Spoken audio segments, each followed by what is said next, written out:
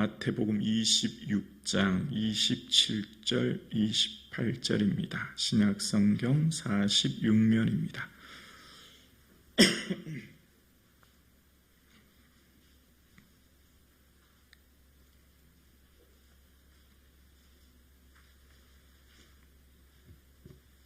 함께 고백드리겠습니다. 또 잔을 가지사 감사기도 하시고 그들에게 주시며 이르시되 너희가 다 이것을 마시라. 이것은 죄 사함을 얻게 하려고 많은 사람을 위하여 흘리는 바 나의 피 곧 언약의 피니라. 아멘. 예수님께서 십자가 지시기 전 마지막 밤 제자들과 함께 만찬을 하시면서 잔을 주시면서 감사기도 하시고 말씀하셨습니다. 죄 사함을 얻게 하려고 많은 사람을 위하여 흘리는 피, 언약의 피다라고 하면서 주신 것입니다. 언약의 피라고 하신 것은 구약의 모세가 이스라엘과 맺었던 그 언약의 피를 다시금 회상하게 하시면서 과거에 맺었던 모세의 옛 언약과 달리 예수님께서 새 언약을 맺으시는 것을 말씀하시는데요. 이 상황은 언제 나오냐면 출애굽기 24장을 배경으로 합니다. 하나님께서 이스라엘과 백성들에게 십계명과 함께 율법을 주시잖아요. 그 율법을 다 만든 다음에 주신 후에 피로서 언약을 세우십니다. 마치 계약서의 인감도장을 찍듯이 신랑과 신부의 언약식처럼 피로서 언약을 맺게 되는데요. 그 피로서 맺는 언약은 일반적으로 동등한 관계에서 맺는다고 해요. 그러니까 하나님께서는 창조주 되신 하나님이 피조물 된 인간으로서 내려오신 겸손의 모습과 함께 그 피로서 맺은 언약의 특징은 지키지 않는 사람은 죽게 되고 지키지 않으면 죽게 되는 그런 언약의 특징이 있다는 거죠.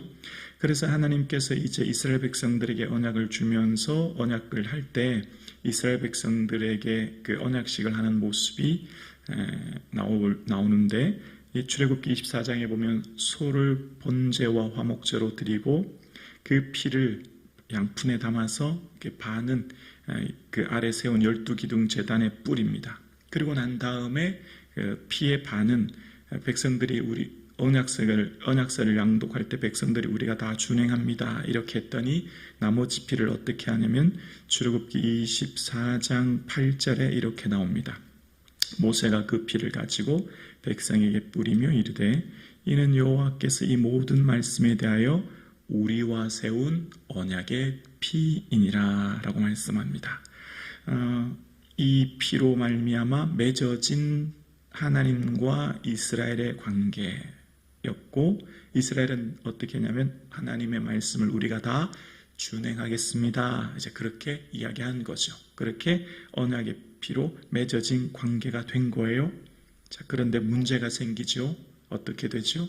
십계명의 첫 계명인 나 외 다른 신을 섬기지 말라는 것으로부터 지키지 못합니다. 이스라엘은 이후에 당장 언약을 잘 지키지 못하죠. 그래서 언약이 파기되고 사실은 이스라엘이 다 죽어야 마땅한 사람들입니다. 모세와 세웠던 이 옛 언약은 그들로 말미암아 죽어야 될 만한 그런 사람들이었지요. 그런데 예수님께서 이 땅에 오셔서 직접 죄 사함을 얻게 하려고 흘리는 피를 흘리십니다. 그것이 오늘 마태복음 26장 28절에 죄 사함을 얻게 하려고 많은 사람을 위하여 흘리는 바 나의 피 곧 언약의 피니라 라고 말씀하세요. 지금 예수님께서 피 흘리시는 것 이스라엘 과거 모세와 함께 세웠던 옛 언약의 피가 아니라 지금 주께서 지금 친히 당신의 피를 흘리심으로써 새로운 언약을 맺으십니다. 그래서 이것을 새 언약이라고 하는데 이것을 누가복음 22장 20절에 보면 누가는 이렇게 설명하죠. 저녁을 먹은 후에 잔도 그와 같이 하여 이르시되 이 잔은 내 피로 세우는 새 언약이니 라고 이야기합니다. 이제 새로운 언약으로서 예수님께서 언약을 맺으세요. 과거 모세를 통해 소의 화목제로 세웠던 그 옛 언약을 그들이 준행하지 못해 마땅히 죽어야 될 그들 모든 죄인이 되었던 그 옛 언약과 달리 예수 그리스도를 통하여서 세우신 새 언약은 우리로 말미암아 의롭다 칭함을 받았고, 그 예수 그리스도로 세우신 새 언약으로 말미암아 우리는 이제 새로운 백성, 새로운 생명, 구원을 얻게 된 겁니다. 그래서 오늘 저와 여러분의 삶 가운데 있는 이 구원은 예수 그리스도로 말미암아, 예수 그리스도의 피로 말미암아 세운 새 언약이기에 어떤 죄인도 주 앞에 나올 수 있습니다. 어떤 죄를 지어도 주님 앞에 나올 수 있습니다. 어떤 사람도 주님 앞에 나와 예수 그리스도의 그 피로 죄사함을 얻은 그 은혜로 주님 앞에 나올 수 있는 은혜를 덧입게 된 거예요. 누가 정죄하리요 죽으실 뿐만 아니라 다시 살아나시는 그리스도니 우리를 이제 정죄할 것은 아무도 없습니다.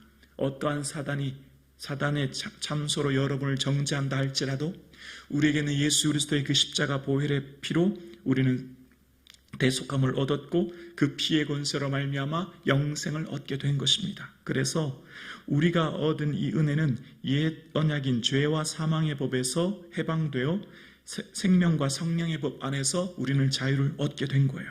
피 흘림이 없이는 삶이 없다고 말씀하셨던 것처럼 이제 예수 그리스도께서 영원한 속죄를 이루사 단번에 성소에 들어가게 하셨어요. 영원한 속죄, 염소와 송아지 피로 아니하시고 예수 피로 영원한 속죄를 이루셨기에 그 예수 그리스도의 십자가 피 흘리심으로 말미암아 우리는 영원한 그 대속의 은혜를 얻게 된 것이죠. 그래서 이 십자가 피로의 권세로 말미암아 우리에게 주신 이 은혜가 충만할 수 있기를 주의 이름으로 축원합니다. 기도가 깊어지는 단계에는 그 충만한 은혜는 그 예수 그리스도의 십자가 보혈의 은혜와 그 충만한 은혜 속에서 누리게 되는 게 있습니다. 그러니까 우리의 은혜가 성령을 받기 위해서는 어떻게 되죠? 너희가 회개하여 각각 예수 그리스도 이름으로 죄의 사함을 얻으라. 그리하면 성령을 선물로 받으리니. 우리가 성령의 충만한 능력과 권능은 회개를 통해서 얻게 되고 그 회개는 예수 그리스도의 죄의 사함의 은혜를 경험함으로 말미암아 충만한 은혜로 나아가는 것이죠. 그래서 우리에게 예수 그리스도의 십자가 보혈의 권세와 능력은 우리로 말미암아 충만한 은혜를 덧입게 합니다. 예수 그리스도의 십자가 이름을 붙들고 기도하면 우리에게는 그 어떤 것보다도 강력한 능력과 권능을 덧입게 됩니다. 아멘이십니까? 여기는 놀라운 능력이 있어요. 여러분, 우리가 성령의 충만한 능력과 권능을 덧입는 데는 반드시 예수 그리스도의 십자가 보혈의 피 권세를 통하여서 은혜를 얻는 것입니다. 이 은혜는 우리에게 실제 지금도 경험되는 은혜예요. 저와 여러분의 삶 가운데 우리가 기도의 깊은 은혜, 성령의 충만한 능력, 하나님의 깊은 은혜는 예수 그리스도의 피와 그 권세를 통하여서 우리에게 주신 은혜가 있는 거예요. 그래서 이 예수 그리스도의 보혈의 권세는 우리에게 놀라운 은혜와 능력을 덧입게 합니다. 레위기의 핵심은 뭐죠? 예수 그리스도의 피가 담겨 있는 거예요. 그게 구약의 예표지 않습니까? 예수 그리스도께서 십자가의 피 흘리심은 오늘 우리에게 능력이 됩니다. 그 피가 마음속에 큰 증거됩니다. 그래서 우리의 삶 가운데 영원히 우리가 하나님 앞에 드릴 수 있는 찬양은 어린 양 대신 예수 그리스도의 보혈이에요.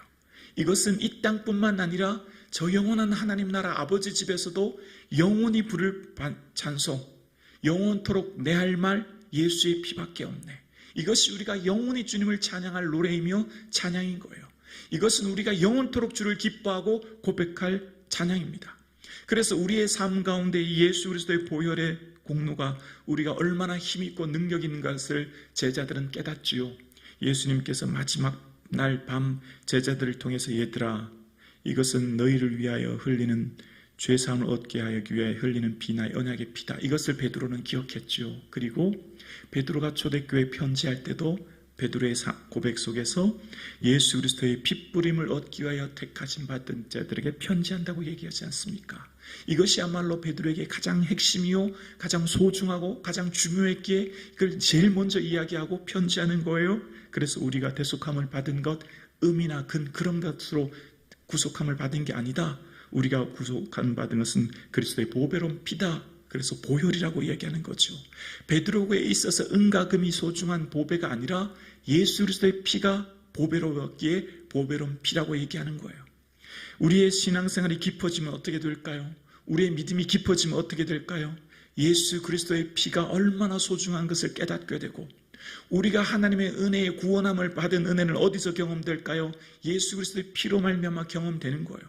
그래서 우리가 우리의 삶 가운데 성령의 충만함은 예수 그리스도의 피로 말미암아 덧입게 되고, 반대로 우리 영적 슬럼프에 빠지게 되고 영적으로 우리가 깊어지지 못하고 둔감해지면 어떻게 될까요? 십자가의 피에 전혀 감동이 되지 않습니다. 십자가의 피에 아무런 느낌이 없습니다. 십자가 피에 아무런 은혜를 느끼지 못합니다. 십자가의 피에 아무런 그 은총을 경험치 못해요. 이것이 은혜예요. 그래서 우리의 삶 가운데 지금 내 마음속에 예수 그리스도의 피가 얼마나 소중하고 감사하고 기쁜가가 경험된다면 나는 지금 은혜 가운데 젖어 있는 것이요, 그렇지 못하다면 나는 지금 영적인 슬럼프요, 마음이 둔감해진 것을 기억해야 되는 거죠. 반드시 우리는 성령의 권능이 충만함은 예수 그리스도의 그 피에 적셔 있고 그 피를 통과하여 누리는 은혜를 경험합니다. 오늘 예배드리시는 저와 여러분의 삶에 그 피가 마음속에 증거가 되고, 그 피가 나의 삶의 힘이 되고, 그 피가 나의 삶의 능력이 되고, 그 피가 나의 삶의 치유와 회복을 경험하는 이 아침 되기를 주의 이름으로 축원합니다. 우리의 삶의 가장 강력한 은혜, 최고의 가치, 우리의 삶의 가장 소중한 것은 예수의 보혈입니다. 그 예수의 보혈이 우리를 구원하였고, 예수의 보혈이 우리를 죄사함 얻게 했고, 예수의 보혈이 우리를 치유하고 회복합니다. 이것이 능력입니다. 오늘 저와 여러분 예수 그리스도의 보혈의 권세를 선포하여 우리의 어떠한 육체와 마음의 질병이 떠나가는 것을 체험하는 이 아침 되어지기를 원합니다. 예수의 피의 권세를 선포하여 모든 영적인 슬럼프에서 벗어나기를 주의 이름으로 축원합니다. 예수의 피를 선포하여 우리를 갇힌, 우리를 억압한, 우리를 누르는, 우리를 얽매인 어떤 죄에서도 자유함을 얻기를 주의 이름으로 축원합니다. 누가 우리를 정죄하리요? 우리를 위해 죽으신 분은 예수 그리스도이시니 그 예수 그리스도의 피로 사단의 어떠한 참소에도 능히 승리하는 이 아침 되기를 주의 이름으로 축원합니다.